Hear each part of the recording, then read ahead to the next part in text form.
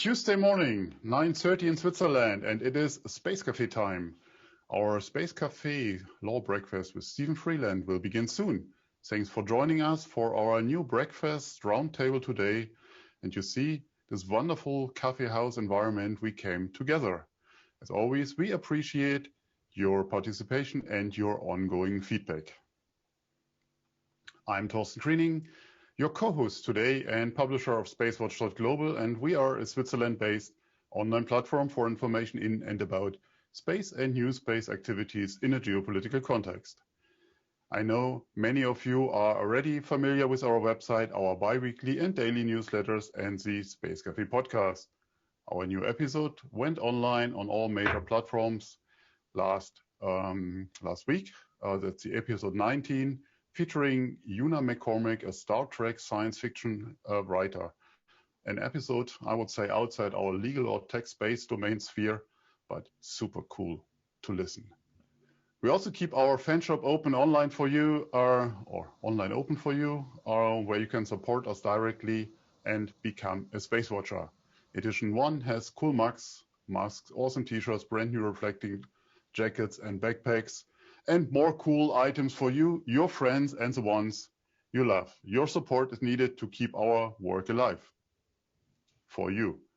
If you have missed any of our previous web talks, we have an archive available on our webpage in the events section and on YouTube. We will host our Space Café Law Breakfast with Steven Freeland live on a bi-monthly base. And with that, I'm handing over to your host today, Professor Steven Freeland. Steven, the floor is yours. Thank you, Torsten. Hello, everybody. Good morning, good afternoon, good evening, wherever you are. Welcome to the very first Space Café Law Breakfast. My name is Steven Freeland, as Torsten said. I'm an academic, an Emeritus professor at Western Sydney University and a director of the International Institute of Space Law. And like my guests today, and like all of you, passionate about space, passionate about the way space works. And that's why Torsten and I devised this program. Our idea here is to, in a sense, demystify law, look at real world events in space. And there's so much going on, as you know, and really just see how law might be relevant. Look at it with a legal lens. Introduce you, if you're not already familiar with it, to, the wonders of space law. Explain to you, with the help of global experts that we have, the how, what, why, and where of space and of space law. But this is not like an ordinary webinar. It's not our goal to teach you the law, to reflect on the basic principles and just enunciate what they are, but really to see how the law is relevant, to make it alive, because, of course, it's in the interpretation, it's in the application of law to the real world that we really see how things happen, how things work. So that's the plan. I hope you enjoy it. We'll really look forward to your feedback. As Torsten said, please give us your questions, give us your suggestions. If there's an event that happens in space that you want us to talk about at a future law breakfast, let us know. This is our first event. We'll learn as we go. But how better to do it than in a cafe setting where we're all here for breakfast, albeit that where I am and where one of my guests are, it's 7:30 in the evening, but in Australia we have late breakfasts. So here we are, we're in a gemütlich cafe, Torsten. Where are we? I think today we've chosen a place, or a very cool place, or in the neighborhood of our guest, or Chris, and he will talk about it a bit more.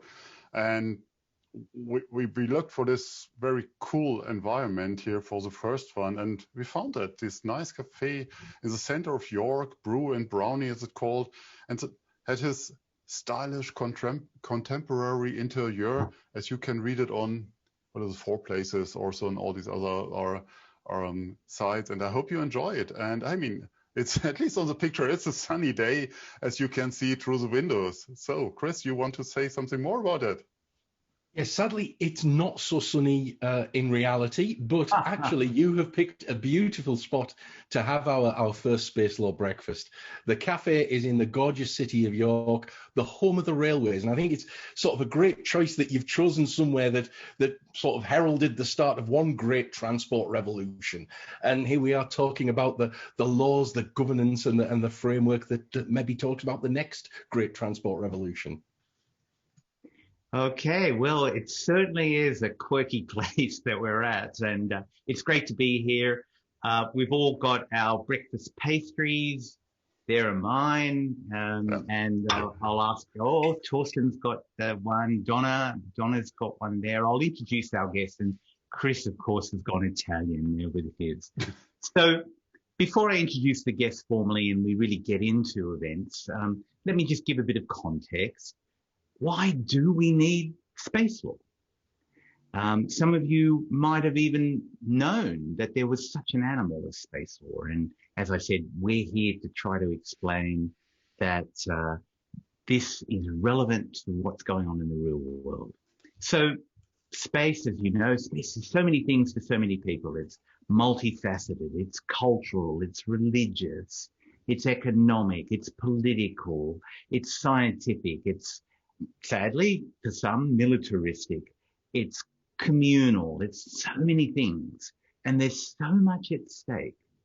We use space, you and I, everybody uses space every day, 20 or 30 times without even thinking about it. And of course, there have been studies about what a day without space would be like. So space is just ubiquitous. It's everywhere. We need it, but it's also strategic. And it's also big business as well. There's a global space economy that last year was about $400 billion US, and it's growing at about 10% per annum. Even during COVID times, the global space industry is one of the very few industries that's actually still growing, with the pharmaceuticals industry and perhaps the digital industry and Netflix and that. Space is big business. It continues to be big business. But also, perhaps even more significantly, it's inextricably tied up to us as human beings. Everything we do, how we view space, how we share space, how we utilize space, how we respect space, we all have a common interest to ensure that whatever we do in space, we do it in a way that we don't ruin it, that we don't destroy the possibilities and opportunities that it offers for ourselves and going forward. So in that regard, we need common understandings, we need common rules of the road, and we need to work out how those rules will help us make sure that things go right, but also what happens when things go wrong. And things sometimes do go wrong. We've had collisions in space, so you'll all be aware that in 2009, for example, there was a collision between Iridium-33 and Cosmos 2251, two large satellites the size of small combi vans or minibuses. And that collision caused a massive debris cloud. That debris cloud is there in space. It exists.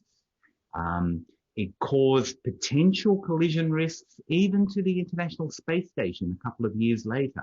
The astronauts on the space station had to take refuge in an escape capsule in case a piece of debris from this collision 3 years earlier would have hit the space station. So it has massive implications for space. Obviously, collision risk and debris has massive implications for revenues, and debris will be there for a long time. We need to work out what rules apply. So that's why it's great to get experts along to convert the theory into the practice, the principles into the practice. And so let me introduce the two guests that we have today. Obviously, Torsten and I are delighted. First, we've got Chris Newman, who you've already heard from. So Chris is the Professor of Space Law and Policy at Northumbria University in Newcastle, but he's close to York. He's been active in teaching and researching in space for over 2 decades. He's published extensively on the interaction of regulation, law and policy, on the frontiers of risk in space. He's actively engaged in a lot of collaborative projects, and I have the honor and pleasure of working with Chris. He's working with Astroscale UK, a private enterprise, on legal aspects of decommissioning debris, and he's collaborating with Northern Space and Security on a number of projects. But most notably, he says the Space Law Games, which is, it sounds interesting, a cross-disciplinary attempt to examine liability in orbit. So he is an expert and in the sorts of things that perhaps Iridium Cosmos raised. The other guest we have, I know her very well, and I'll explain why in a minute. Donna, welcome, Donna Lawler. Donna's co-founder and principal of AZIMUTH Advisory, Australia's first law firm dedicated to space activities. Donna spent over 20 years in the space industry as a legal advisor to various satellite operators, starting with large geostationary satellites, and more recently as a lawyer for spaceports, launch service providers, space tugs, space constellations, a company which detects fire from space, and private lunar missions. So who better to talk about the commercial law aspects of space? She's a member of the International Institute of Space Law and a member of faculty at the London Institute of Space Policy and Law. And of course, full disclosure, Donna's also my wife, my partner in life. So she's sitting in a room, in the table, right in the chair right next to me at this lovely breakfast, and I'll ask her all the hard questions. So, Chris, Torsten, Donna, welcome. Let me begin by asking a really great question that was suggested by a brilliant student that we know in Austria, Felix Lippner. So he asked the question, if you were to describe the wonders of space law in one word, what would it be? Chris? Okay, so my one word is expansive. Traditional space law, if we were having this conversation maybe 25, 30 years ago, we'd have been looking very much international law and international treaties. But now what we're seeing is we're almost at the big bang of space law. We're seeing national laws, regulatory theory, intellectual property, even human rights law that we both share an interest and a passion for is coming into space, and there is literally something for everybody. Wow. I think use of the word big bang when you're talking about collisions, though, is probably not the right words, but we understand and we'll forgive you that. Donna, space law, one word. What do you think? Well, I was going to say non-terrestrial, but I think that's not really a word, so I'm going with extraterrestrial.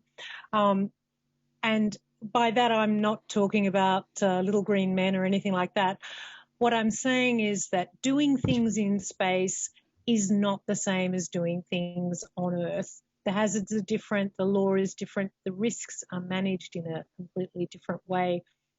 So the one thing I want people to remember is that if you're doing something in space, there may be some special requirements, whether it's a contract or a regulation or an insurance policy. It's going to be different from the way things are done on Earth. So we've got expansive, we've got non-terrestrial. We have Torsten, who is not a lawyer.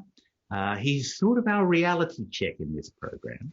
So Torsten, what does space law mean for you in one word? How do you know that I'm not a lawyer? Oh, okay. never mind. No, my personal word would be ambivalent. Or I mean, I'm a huge supporter of democracy, multi-stakeholder dialogues, but at the moment I'm somewhere between fascination for everything that goes on and deep level of frustration. Because I think we're hitting this road into a dark future in a high pace right now. And earlier this week I had the pleasure and the honor to talk with Peter Martinez, and he laid out 4 scenarios for a potential future of humanity in space. And honestly, I have a hard time to digest them, because none of them looks really bright and sunny for me, or for us as humanity. So ambivalent describes at the moment my relationship, I think, best. Well, that's interesting, because my word has to be intergenerational. I'm in fact quite optimistic, as long as we get the rules right and we get the behavior right. For me, space is intergenerational. It's always been with us, space law. It's with us now, and it transcends into the future. And really, we've got to get it right to allow space to be safe, secure, and sustainable. So with all of that in mind, let's turn now, because really what we're trying to do is look at real events, and so much happens in space. In each of our programs, we can only look at 1 or 2 things, but let me just give you a quick snapshot, some of the things that have happened. We've had, of course, the Artemis Accords very recently, and I know Chris will address that, and the new administration in the United States, what changes that might make, or if at all. SpaceX has just announced that it's buying some oil and gas rigs named Deimos and Phobos, and named after the Mars moons to launch from. Starlink communication service is being rolled out more and more, and there's Starship is being relaunched. There are private missions, even with Australian companies, to go to the moon, Lunar Ascent and Seven Sisters. Swarm have just launched another 36 Swarm Bs, and so more and more small sats in space. A space startup, Axiom Space, has just announced a crew for the International Space Station. And of course, in Australia, we've just recently had Hayabusa 2 landing after its long journey to and from Ryugu's asteroid. And there's so much more. Anyway, let's explore some of them, and perhaps I could turn to Chris. So Chris, Space Force. We've all seen the TV series. We all know about it. I say it with some jest, but obviously it's a serious thing. And in that context, of course, we've got a new administration in the United States. So what do you see the future is with the new administration, what that might mean for law and policy moving forward? First, thanks so much for having me at your table, Stephen. Really honored to be here with you, Donna, Torsten. This is a great idea, and I really hope that more Space Law Breakfast demystify space, because actually I think this is one of the really interesting things that we're seeing, that terrestrial events inevitably shape the way in which space activity goes. And we can't talk about developments in space without thinking of America. We can't think about what's going to happen in space without thinking about what directions this new administration going to take us in. Now, we sort of have the advantage in a way, because we're outsiders looking in. And there are, as you've identified, there's a few things that we can think about. We've talked about, you mentioned Space Force there. And again, without wishing to get deep into space treaties, because I don't think that's what we want to do, but one of the real underlying principles that underpins space law and sort of permeates throughout is this notion of the use of space for peaceful purposes. And Space Force just strikes a note against that. It really, it doesn't chime with that. Now, in reality, I think we know that Space Force is kind of an administrative exercise. It's rebadging certain parts of the American military, and there are other countries doing it as well. Let's not just say America are doing it. There are other countries. I know France are looking at Space Command. So, the question I'm going to think is Space Force of that significance? Is it symbolic significance? Is it going to make a difference? And then there's this thing, and I stole it from Brian Whedon from Secure World Foundation, and I think he took it from somebody else as well. But one of the things is it doesn't help with the giggle factor. We have a real job in space law, and Stephen and Donna, I know that you'll have encountered this as well. The first thing, you turn up in a cafe, you sit down, and somebody says, "What do you do for a living?" I do space law. And you will get, there will always be a smile in the eyes. There'll always be some that recognition of, I want to know more about this because A, I'm not sure I believe it, and B, I want to know what it's all about. So we have to try and get over that giggle factor and normalize space law, which is why, again, I think this is such a great idea. So I think Space Force works on a number of levels. It, you know, on the treaty level and concerning level. Are we talking about embedding, you know, recognition that military activity is there and it's going to be a part of it? Does it make a difference? Is it just not recognizing that inevitably? And does it help with the giggle factor? So there's sort of my thoughts on Space Force. I don't know if that kind of chimes in with your thinking and Donna's thinking. Yeah, and of course it's a complex issue. But the United States is moving forward in other ways as well. So I mentioned the Artemis Accords. That's been, you know, headline news in a number of ways. What's your take on that? Now, it's really interesting you mention that, because I think actually the Artemis Accords are much more interesting as a space lawyer than Space Force is, because last year we were at the ISC virtually, sadly. And it came on the announcement of the Artemis Accords. And it was one of those moments where we don't have many of them in space law, but it was a proper put down your coffee and watch the screen and okay, this is new space law happening. We had, you know, people like Gabriel Swinney on Twitter live, people who'd written the Artemis Accords talking about it. And it felt an exciting development. Now, one of the really interesting things about the Artemis Accords is, of course, they're not really law either. They're sort of beefed up political agreements, bilateral, that means between state A and state B, and they're sort of trying to encapsulate behaviors that are already in existence. Now, that, you know, there's a couple of problems with it. Broadly, the principles are great. I think the ideas, the data sharing, interoperability, safety, transparency, there's no criticism at all about the contents of the Accord. Now, I have no doubt that the people, you know, promulgating the Accords and behind the Accords really genuinely believe that this is a good thing. And I think it possibly is. There's a couple of things, though, a couple of concerns that I think the international community will have. Firstly, it's, you know, love me, love my project. And so, you know, if you want to sign up to, if you want a piece of the Artemis pie, if you want some of the lucrative contracts, you've got to behave in a certain way. And we're telling you how to behave. So there's that feeling of using commercial incentives to sort of steer behavior down a route that a particular country wants. And I think as well, I think that it bypasses kind of traditional fora of development. Now, again, the people behind Can I just stop you there and maybe bring in Donna, because you mentioned commercial aspects, right? So it's driven by commercials. So and we don't know, but if the program was changed or delayed or had a different focus, Donna, what would that do for the commercial side of the way Artemis is structured? Yeah, well, as Chris said, the Artemis Accords used the prospect for commercial involvement in the Artemis program to the moon as a diplomatic carrot for countries to get involved. And Australia was one of the first to jump on board.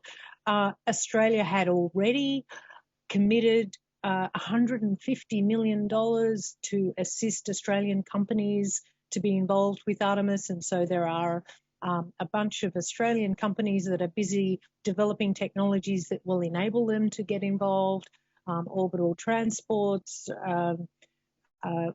water extraction technologies, all kinds of things, moon observation, lunar missions. So there's all kinds of activity. If the rug is pulled out from under the Artemis program and it's either delayed over a long period of time or completely cancelled, then that may actually have an effect on companies around the world that have been putting their eggs into that particular basket, and also space agencies around the world that have joined this merry band. So there may be an impact. On the other hand, 2024 was always very ambitious, so perhaps it is if there's a bit of a delay, it might just be better and safer for people to prepare properly for it. So, Chris, based on that analysis, maybe it's a big ship that really can't be turned around. It might be slowed down, so where else might there be perhaps different perspectives arising from the new administration in the US? And again, we understand we're still speculating here, but there have been some signals, haven't there?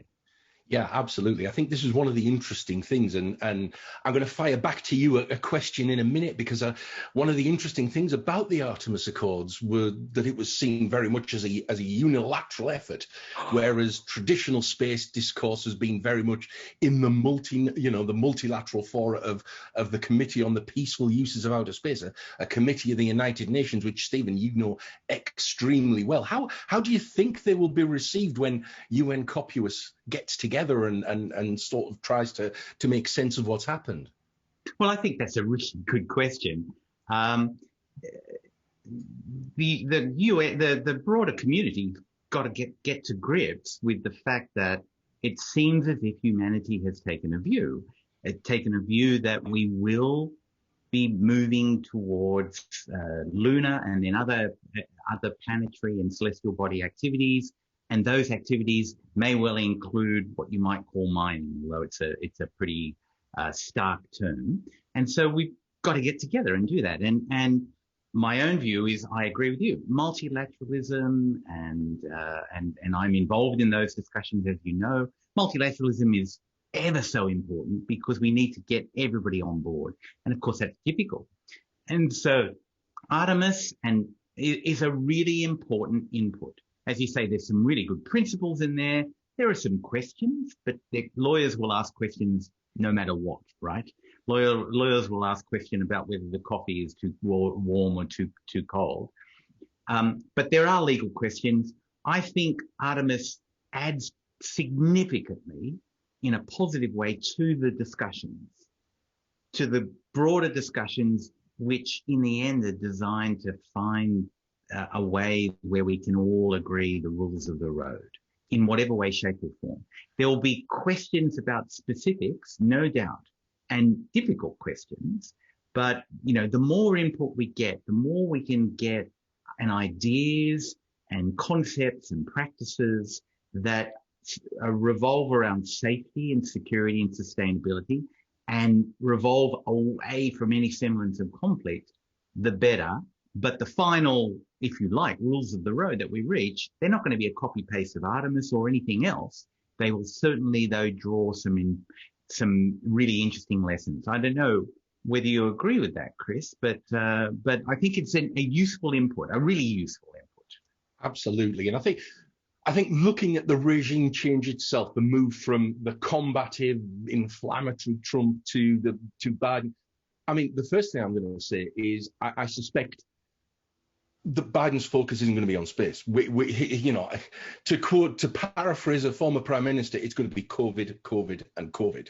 And I think that's going to be the dominant question that's going to be in their minds. And I also think that we're going to see maybe a shift. And I might be wrong on this. This is just me guessing. So Donna, Stephen, Torsten, this is me speculating. But I think what we're going to see is very much a look at space as an enabler for his climate change activity agenda.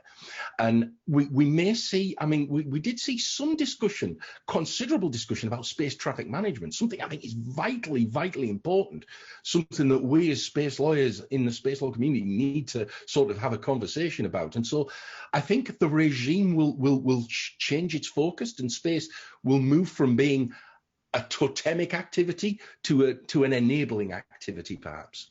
Yeah, really interesting. And it's interesting you talk about COVID, because a little while ago I wrote with a dear colleague from McGill. We wrote an opinion piece about in the COVID, but what happens, remember those early days of COVID, it was all about cruise ships and people in confined spaces.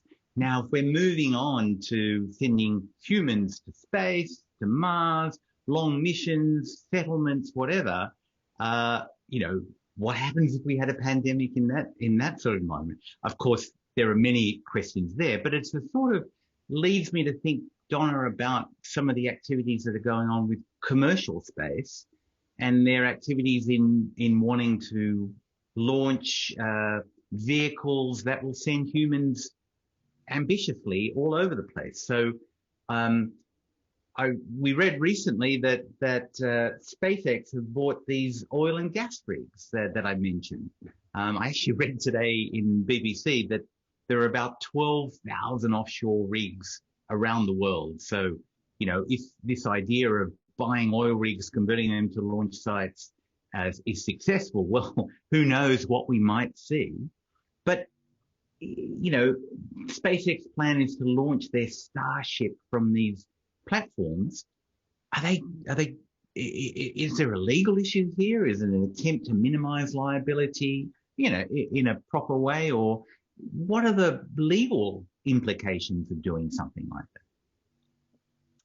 Thanks, Stephen. Well, certainly when you're choosing where to launch a rocket from, you always have to have a mind to how safe is it? How far away is it from anybody that might suffer damage?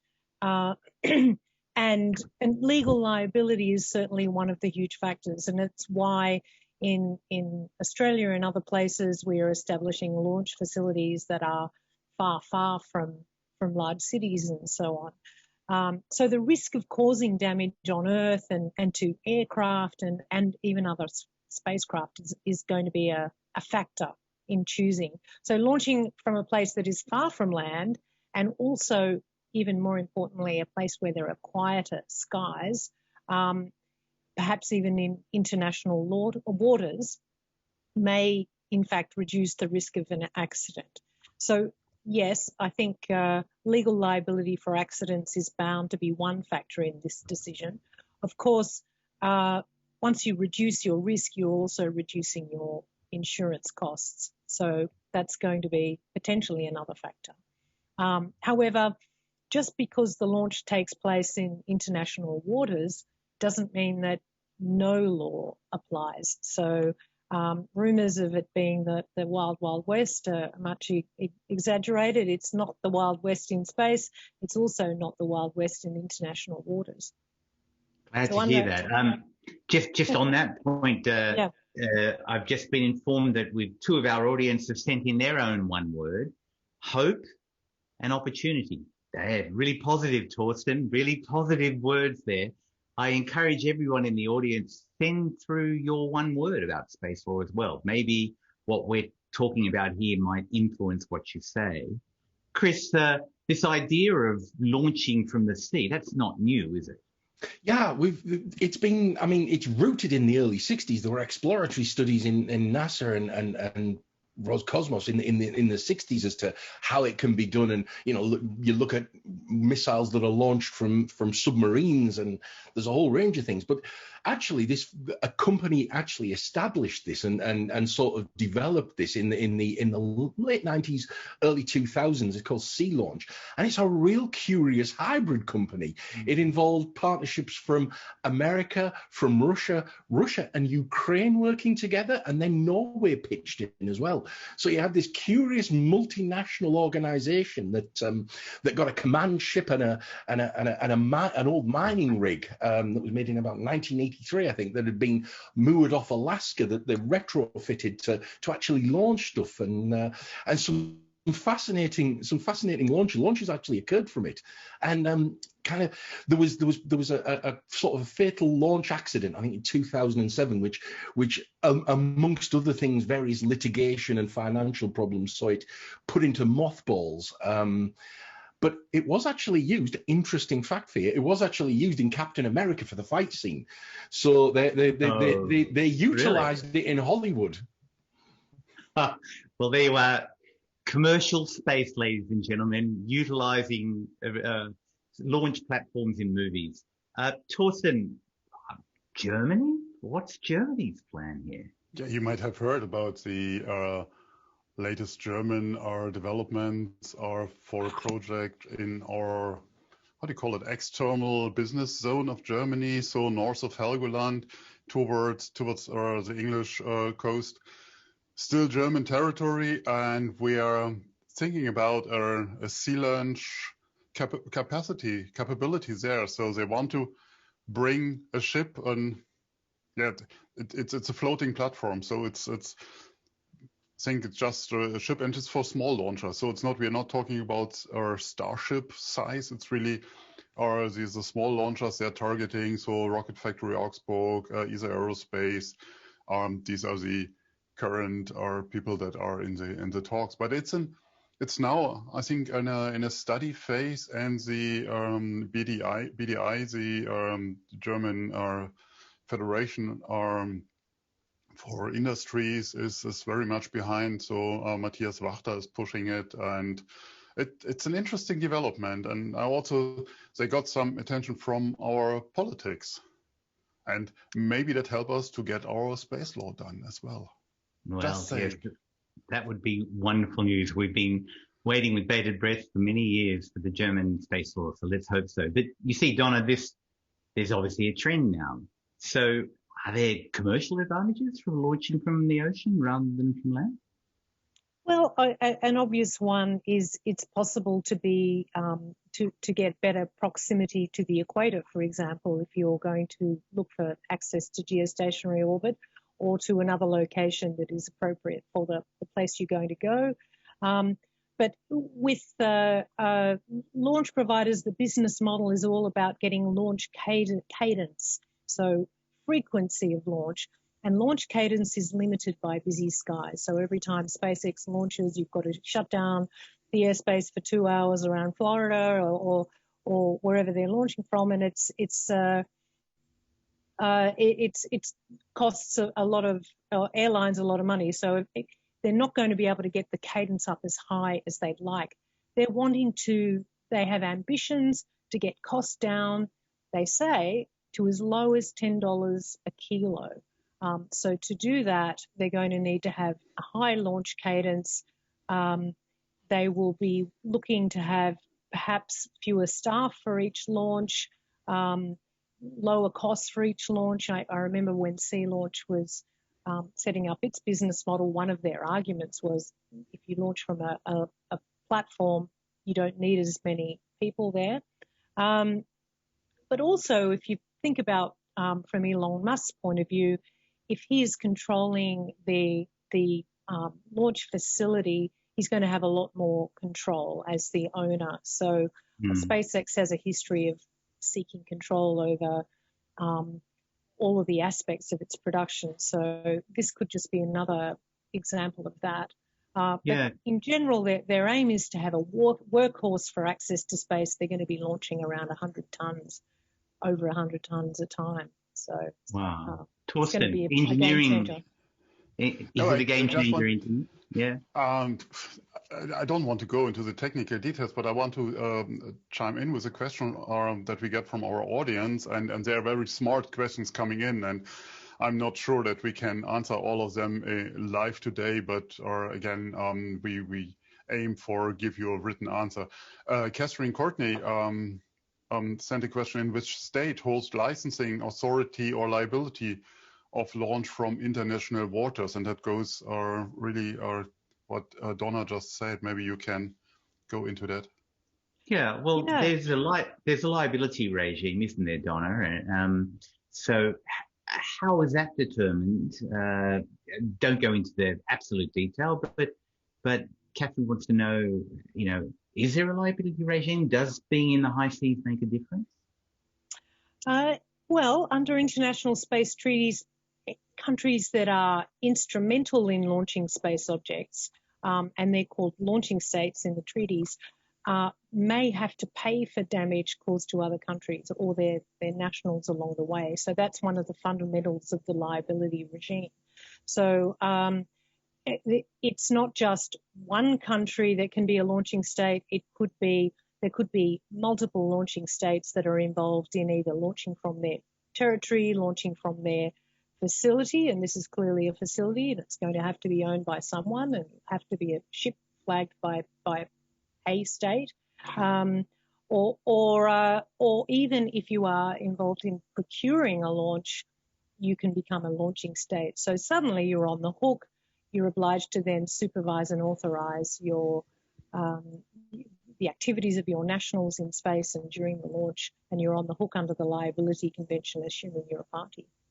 Yeah, the regime that was put in place was there to make sure that somebody would be liable if something went drastically wrong.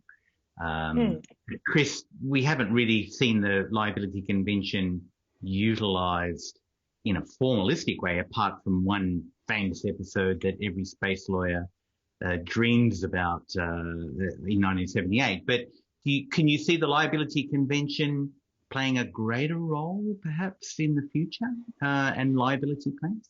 Absolutely. I mean, I think it's inevitable. The more stuff we put up there, the bigger the chance there is of something crashing into something else and causing financial and environmental damage, and that's going to cost money. And you talked about the liability regime. It's really interesting. You've got two sort of aspects to it. You've got the damage on Earth and damage to aircraft in flight, and then you've got the damage up in orbit, or the treaty actually says elsewhere than other than the surface of the Earth, which, you know, outer space. And I think that's right. I think damage on the surface of the Earth we can see is going to be relatively easy to manage with. You talk about the 1978 incident that was sorted out with the liability convention, wasn't it? Well, that's right. It's going to be easy to deal with unless it falls on your head, right? Right. But and again, that is, of course, the reason why most nations that launch vehicles have space laws under which they require third-party liability insurance. Yeah. So somebody will be on the hook, and somebody will be required to buy this third-party launch liability insurance. But the collisions in space, Chris, where you're working, you do a lot of really good work on that. Where do you see that heading in terms of law? What do we need to do? Beef up the law? Is the regime sufficient now? Now, again, really interesting question, because I think the work I'm doing with Dins, who I know is in the audience, and lovely to see you, Dins, we're doing work actually wargaming a collision and what would actually happen if objects collided.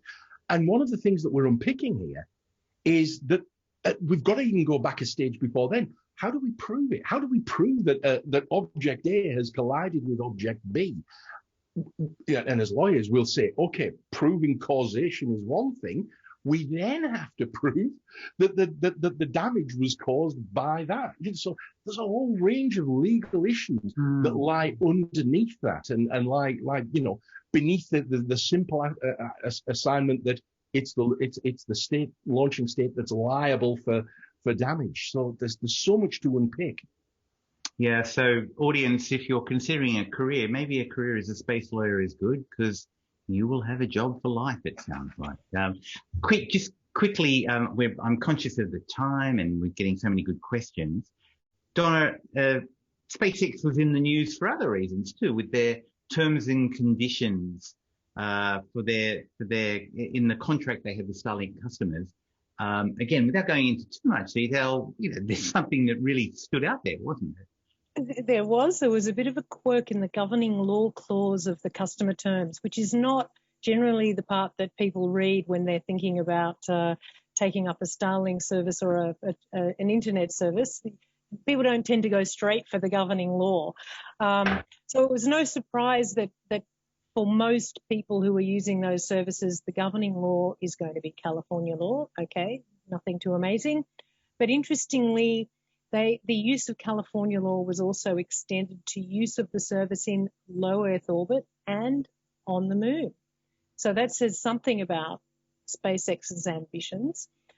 More controversially, for services, and this I'll read from the terms, for services provided on Mars or in transit to Mars via Starship or other colonization spacecraft, parties recognize Mars as a free planet and that no Earth-based government has authority or sovereignty over Martian activities.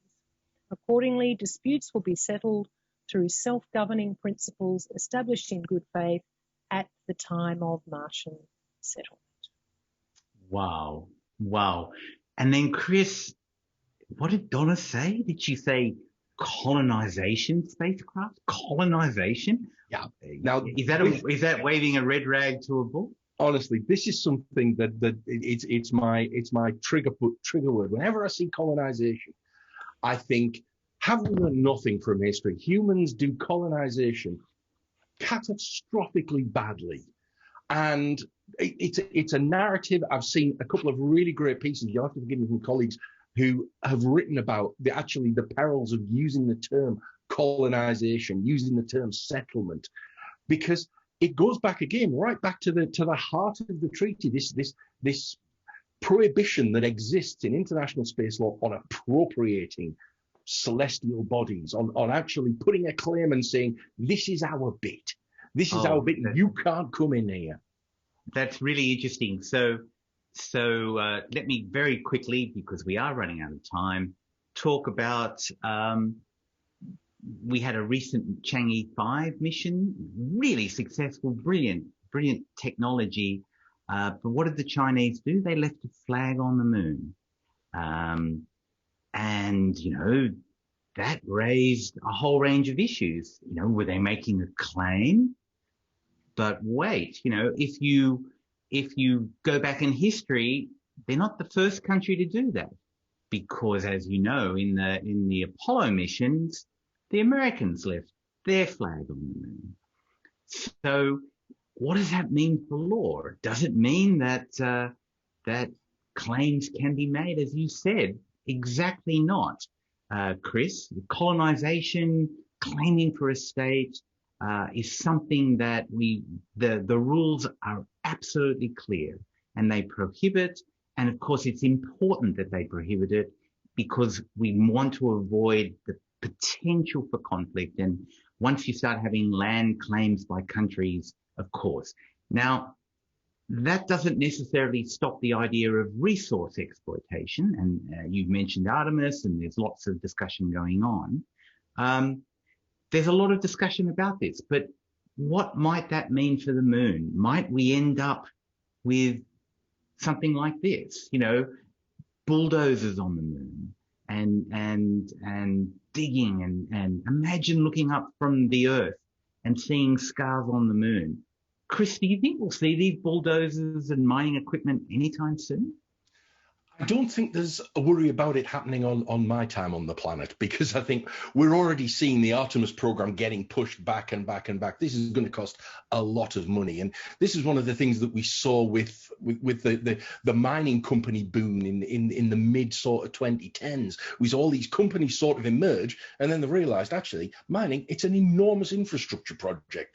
You're going to need to put the infrastructure in place before you're going to see a return on that investment. So I think, fortunately, economics is going to protect us for a while, but I think there is this danger of ignoring the cultural aspect that, people look up to the moon, people have fallen in love under the moon, they write songs about it. Do we really want to see strip mining on there? And I think that's one of the things that space law has a place discussing and arguing.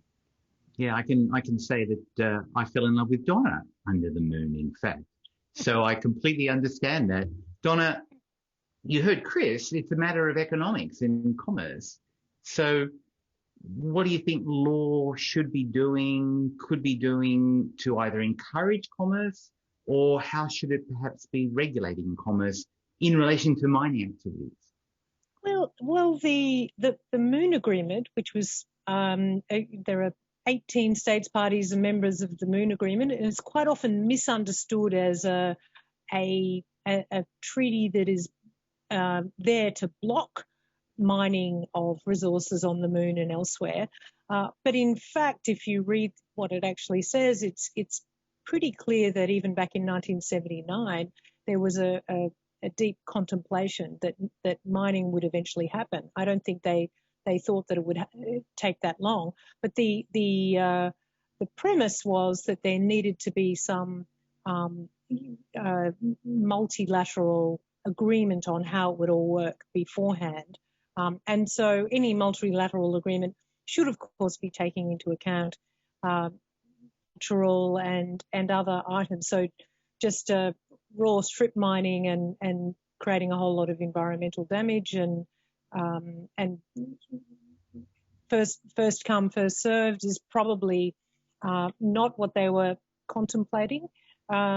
But the Moon Agreement, I would just make the last little point, does already allow use of resources to support scientific missions. So we might not be as far as saying, let's strip mine the whole lot, but we may be, even now, legally, and perhaps sooner than we think. I'm more optimistic than you, Chris, about the technology, because I'm seeing companies developing some quite amazing technologies for processing lunar regolith, perhaps in a smaller scale, not the massive industrial scale that you're talking about.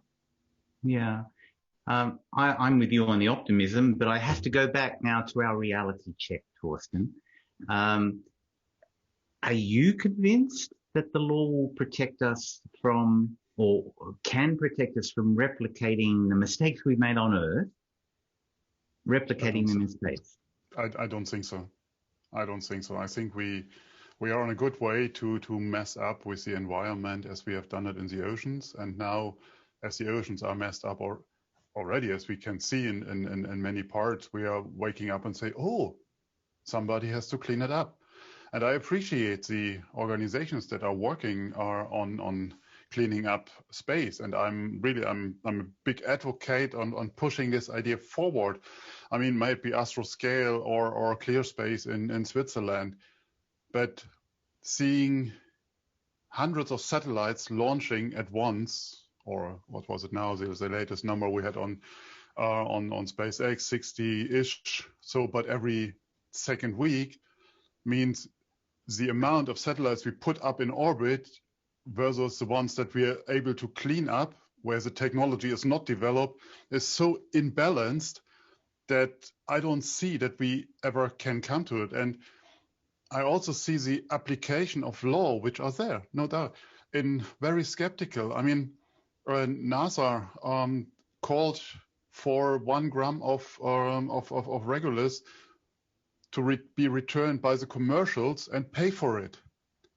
It's not the technology that concerns me, that we will manage that some way or the other. It is the presidency we are setting here, paying for something according to, now I'm back on your turf, to the benefit of all mankind, like in the Outer Space Treaty. So I'm very skeptical that our turbo capitalism that we still have on Earth will help us to go for a sustainable future in space. Even so, I hope for it, and I do everything I can do or we can do on Spacewatch Global to advocate for that. Yeah, I think you're a great advocate also for my word on space law, intergenerational, because I think we need to have that intergenerational way of thinking. And the Moon Agreement itself already talks about intergenerational issues. So anyway, it's complex. Time is running short. Dear audience, send us your words. We've had hope and opportunity. So more on the positive side. What else have we got, Torsten? We've got more collaboration, complicated. Not next slide. That was from me. Let me see. Where was it? Here. Beginning civilization revolutionary. Very good. That's what we got. Beginning again. Okay. Do we have time for 1 or 2 very quick questions, Torsten, or are we running out? Absolutely. No. I mean, we should take this time. I mean, we didn't promise to our audience that they are back on their desk by a certain time. So, I mean, there are a number of questions. I mean, it's a huge variety of questions, and thank you very much to all of you in the audience. I would start with the first one here, also again from Catherine. It is time for an IQ IMO for space traffic management, and how can that be developed? A similar one was a bit. Oh God. Yeah, while you're looking, yeah, and really good. Yeah, a really good question, Catherine. Sorry, Torsten. Some question that goes in line with that, and then open a bit more area from Christian Unfried. Law needs an executive authority to enforce them, and also does not sound like wanting to be the space police. Space Force may not be neutral, of course not. Which other options do we have? And I think that goes in line with the entire traffic management or this discussion, just to pick this two here. Absolutely. And let me start off, and Chris and Donna no doubt will have something to say. The technology is racing forward. Law, regulation, rules of the road obviously lag behind. That's been the history in space, but it's also not unique to space. It's where in any field where technology moves ahead, law can never keep up, and in a sense shouldn't keep up, because we can never say, oh great, law is absolutely up to date, because then we get into a false sense of security. We should always be looking about how things might need to change in the future. Clearly, the problems that Donna and Chris and Torsten have talked about give rise to a whole range of considerations. Space traffic management is something that the UN system is looking at, that every country is looking at. We've got to avoid collisions. We've got to know where others people are. Our technology isn't good enough to track everything, but it's getting better. And the idea of having a systematic traffic management system is not just desirable, but absolutely necessary. But you can't set that up just in one day. You need to find expertise. You need to find the relevant authority. You need to have organization that will take responsibility. And from my perspective, don't just focus on space, although space is incredibly important, but we also need corridors. If we're going to send more and more, the SpaceX missions that Donna's talking about, if we're going to send more things up, but we're also going to have reusable launch vehicles. If we're going to send more humans to space, they're going to come back at some point, we hope. We also need to coordinate with air traffic. There was a statistic a couple of years ago when a Falcon Heavy launched from the United States. They had to cancel 500 flights, air flights, in that corridor for several hours. They had to divert another 500 flights. Incredible costs, incredible inconvenience to people, totally unsustainable. And so we need to start thinking about outside the box, not pigeonholing ourselves to saying space, although it's important, we've got to organize traffic management in space, which we do, but we also should be cognizant of the fact of creating, in my opinion, a more globalized traffic management system. It's going to be hard, but it's imperative. Chris, Donna, your thoughts? I would certainly say that I think we need to have the big ambition of having a comprehensive system, of unifying all the existing systems, and ideally having some enforcement mechanism. But I don't think we're going to be seeing space traffic cops anytime soon. In the meantime, however, what we do have in the existing framework is a liability regime, which says that you're liable for faults in space.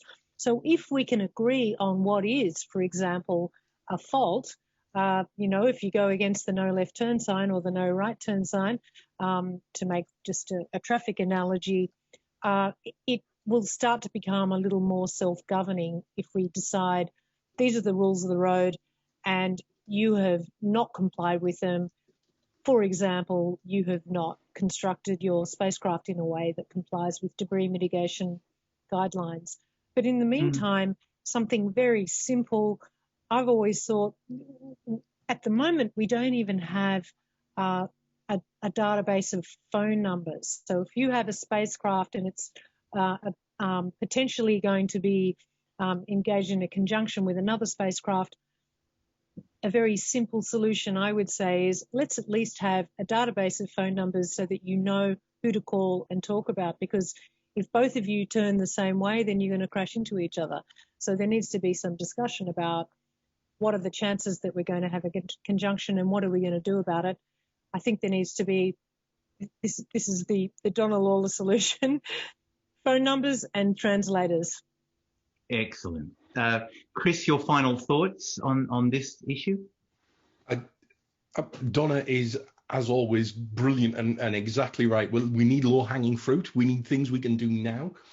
And I also think people shouldn't overestimate what law can do.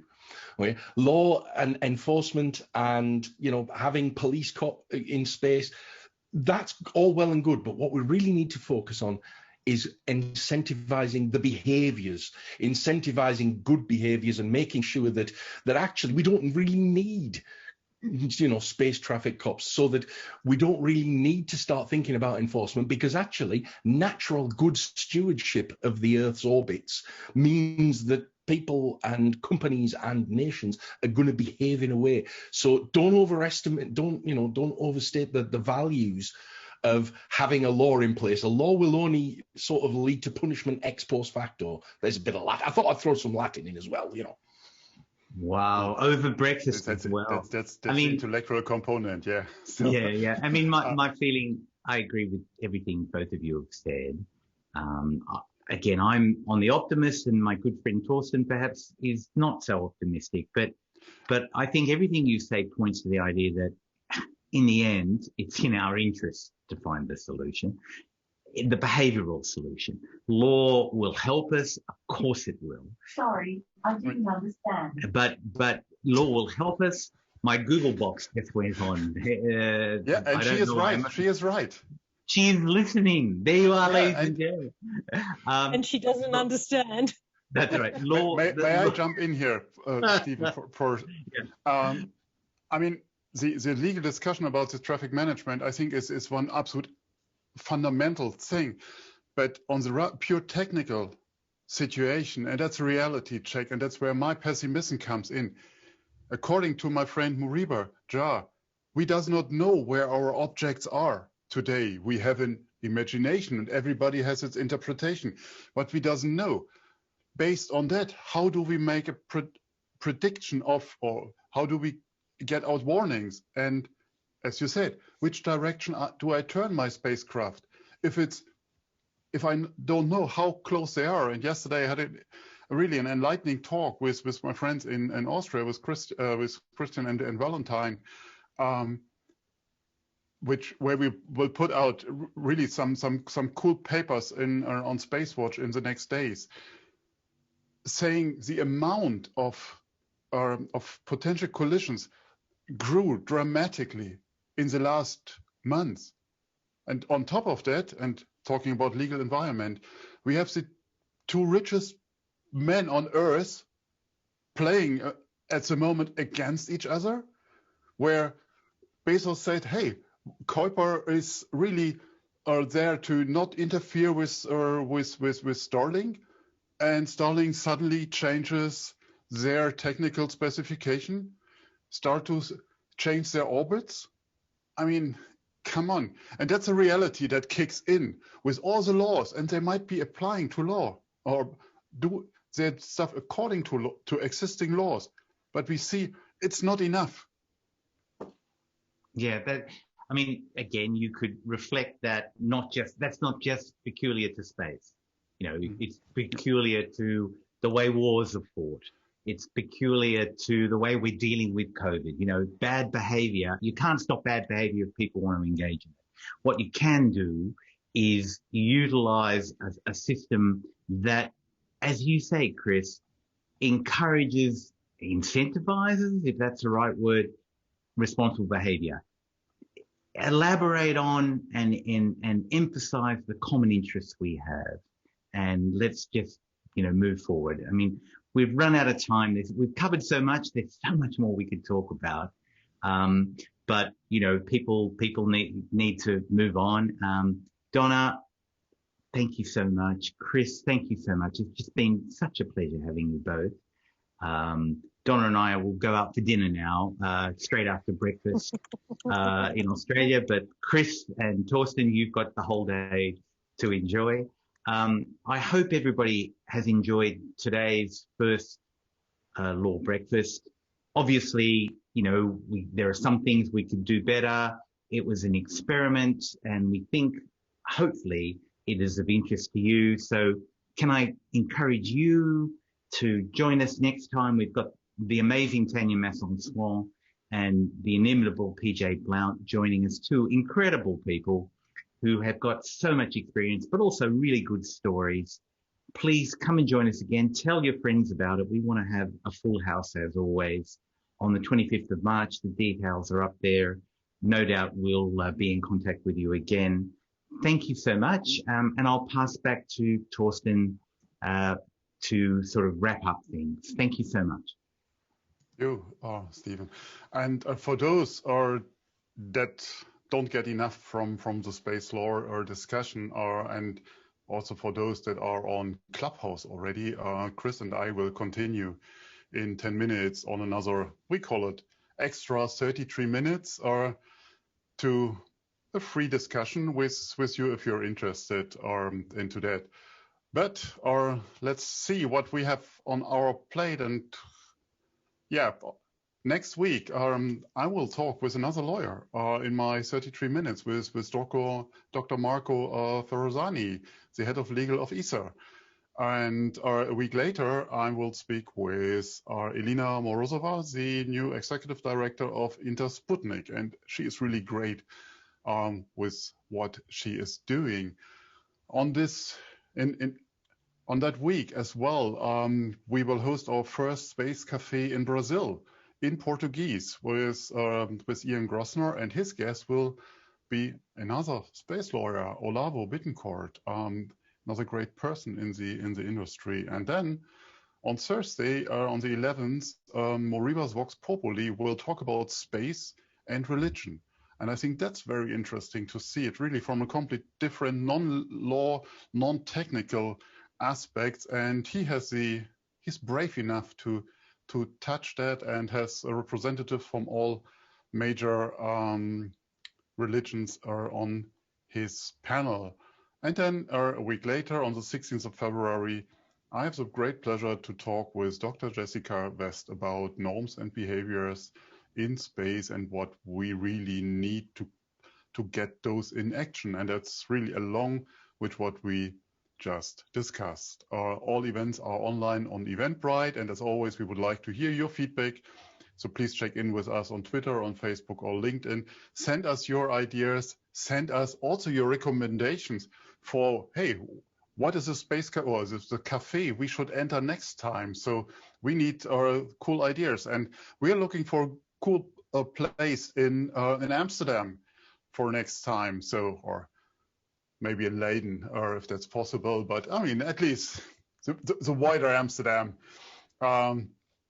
Again, don't forget to sign up to our daily and our bi-weekly newsletters. And if you like to treat yourself with something special, become a Space Watcher today. Your support will help us.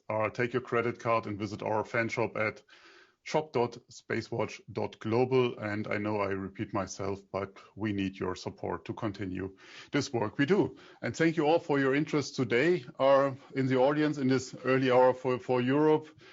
Thank you, Donna, Chris, and Stephen, for your inspiring chat and being our guest for this first session. Stephen, thank you. Oh, it was a pleasure. And the program. Yeah, very happy. You know, the guests we had were just fantastic, and you can see how interesting. You know, you never think of the word interesting and law in the same sentence, but hopefully, maybe we can turn your thinking around. I've got some responses from people in the audience who are non-lawyers who have said they found this very interesting and beneficial, and really, that's part of who we want to target in this series, you know, to show that law is alive and relevant. It has its flaws, but it has its positive aspects. So I'm going to scoff the rest of my pastry, and then we will go out for dinner. Thanks. It was a great session, and thanks again to the guests. Torsten, over to you to close up, and thanks everybody. Thanks again to the entire team behind the scenes for doing their great job week by week, day by day, almost and giving us a chance to run these kind of events so smoothly and without really digging into the technology, because they're doing this great job in the background. And I hope you all will stay safe and stay healthy. And thanks for joining us. I hope to see you next week. In the meantime, visit our website and follow us on social media. And don't forget, become a Space Watcher Thank you very much, and good night to Australia. Bye. Bye-bye, everybody. See you in Amsterdam. See you in Amsterdam.